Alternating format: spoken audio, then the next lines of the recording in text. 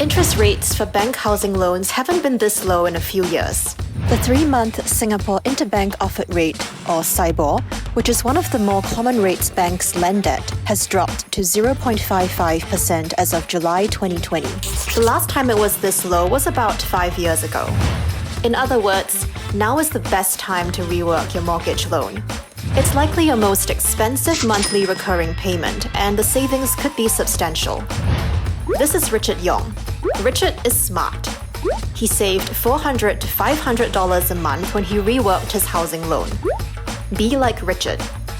Extra savings definitely go a long way in terms of from a cost of living, be it from house maintenance, as well as given the COVID situation, there's more working from home, higher utility bills.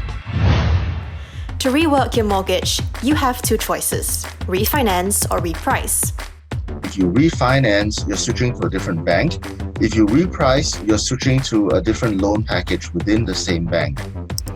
So what factors should you consider? The age of your loan, administrative costs and processes, the net savings you would enjoy.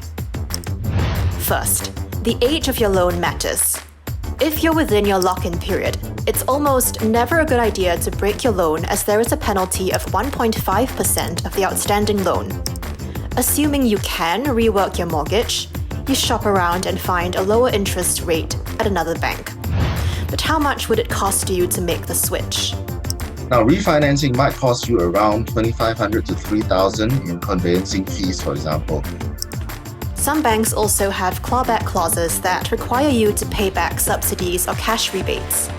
Repricing might only cost around $500 to $800. And if you're lucky enough, you might even have the option to do it for free. Take Richard, who made a smart move. I've chosen a mortgage loan that allows me to do a repricing, and they come as a free conversion. Repricing is also a much faster process than refinancing. With repricing, you don't have to go through the whole hassle of a credit assessment, pay your legal fees and evaluation fees. For those whose job situation has changed, repricing may be the only option. When you do refinance, the bank will again look through your background. They'll want to see your pay slips. They'll want to do a valuation of the property. There is a chance, if your financial situation has changed, that you may not be able to get the same kind of loan that you had before. Whether you choose to reprice or refinance, the end goal is the same. You want to maximize your net savings. Here's an example with rounded up figures.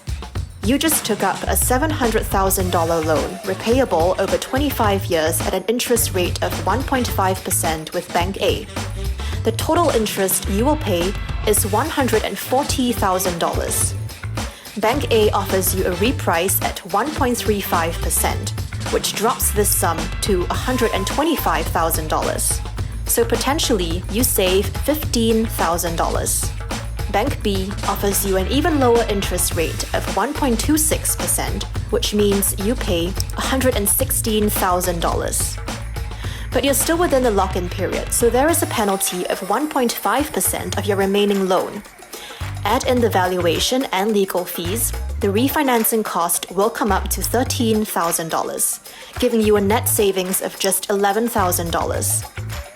In this example, repricing is a better option.